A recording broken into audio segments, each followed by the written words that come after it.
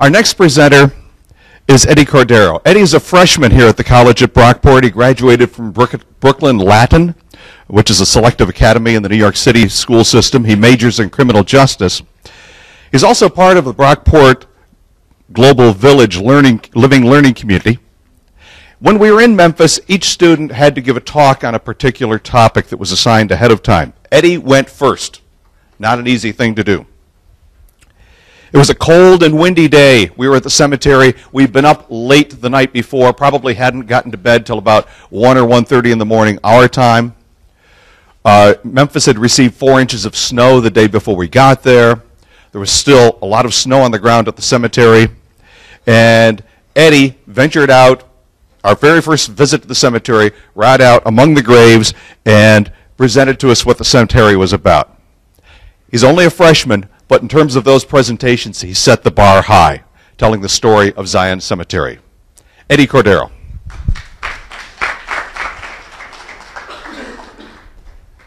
Thank you.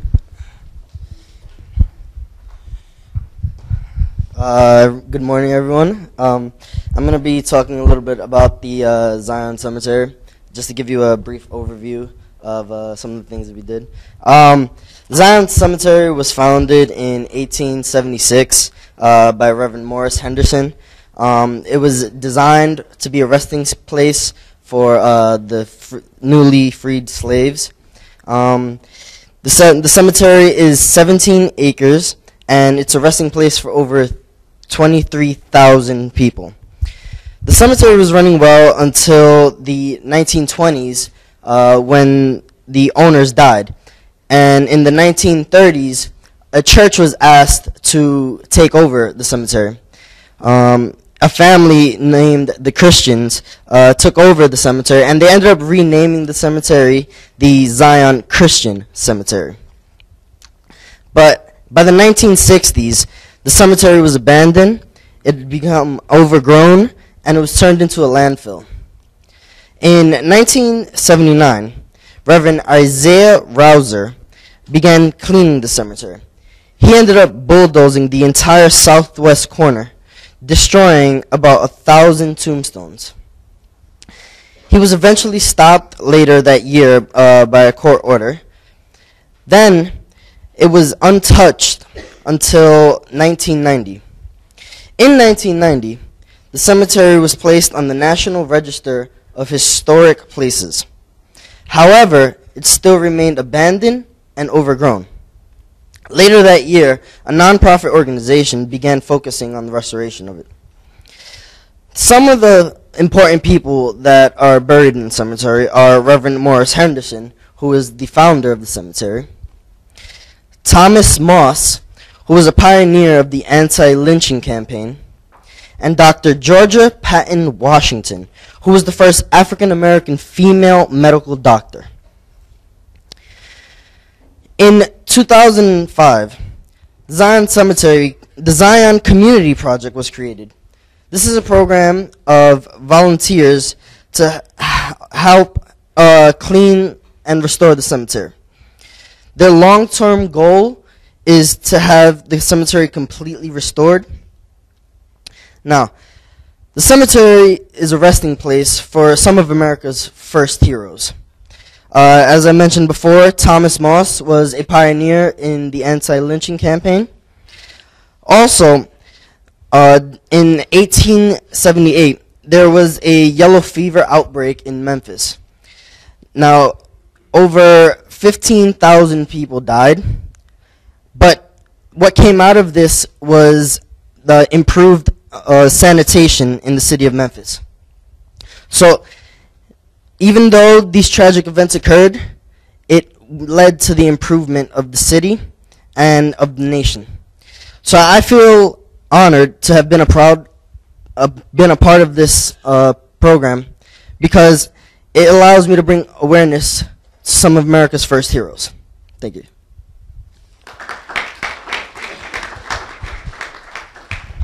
Thank you, Eddie. Next, we're going to hear from Carolyn McMenamin. Carolyn is a second-year student here at Brockport. She is a broadcast journalism major from Pine Bush, which is down near Kingston. She's on the journalism track. And another track that she's on track to graduate early. Hey.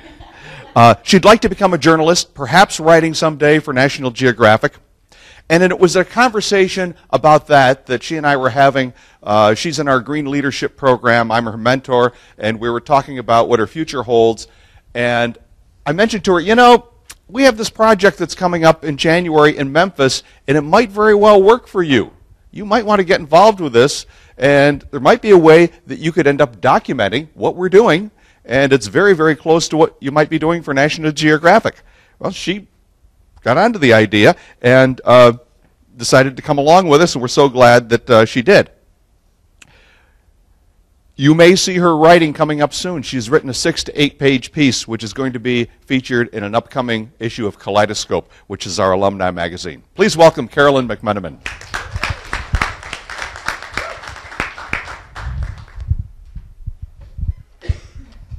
Hello, thank you. Excuse me, sorry, I have a little bit of a cold. Okay. Although I was in Memphis as a part of Team Memphis, like Dale said, I wasn't there necessarily as a student. I was a part of the winter session class as an intern. I went on the trip to document the journey, similar to how Mike did, just in a different format. Mine was more journalistic pieces, the writing of it, and all of that. It was interesting to see the trip from a different perspective. I wasn't necessarily the typical student. I got to observe the trip and do the same things that the rest of the students did, but just from a different viewpoint. I was more like taking notes, looking into the history of everything, documenting the experience as a whole.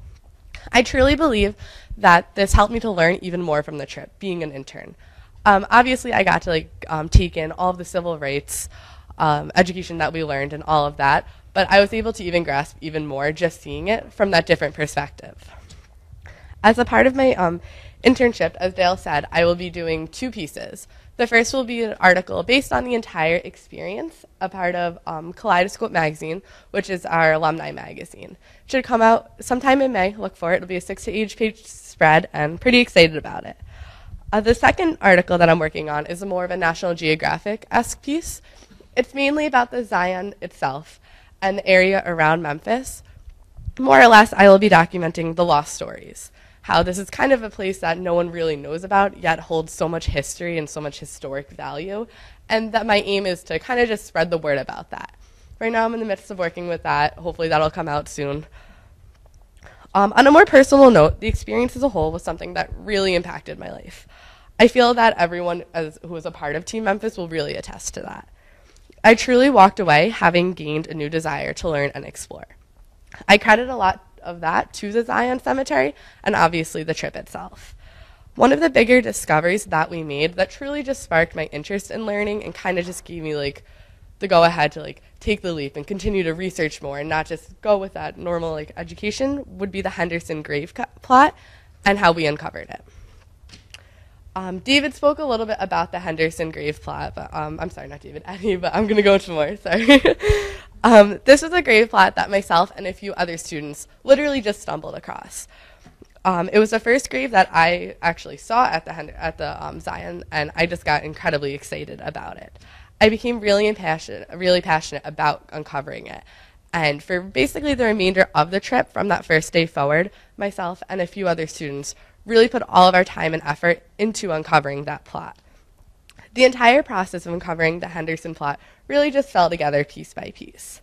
After a lot of digging and uprooting, these pictures give the cemetery no justice to just how much is covering these graves in terms of shrubbery, thickets, all of that.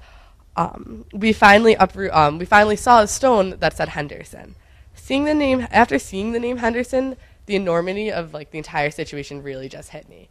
Kind of just seeing that name showed that these were people. Obviously, you know that being in a cemetery, but until you are standing there and just see it, you don't realize just the immensity of the situation. These were mothers and fathers and brothers and sisters. They all had a family and a life to share, and here they were just sort of forgotten.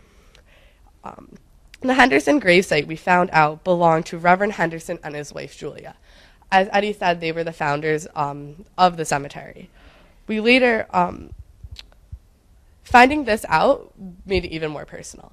And how we found this out was after we saw the name Henderson, we kind of just Googled it after we got back, doing a little after-school homework, and all of these facts came up. And then Eddie was really instrumental in helping us kind of piece it together. And it was just astounding to us that we just found the founder of the entire cemetery's gravesite.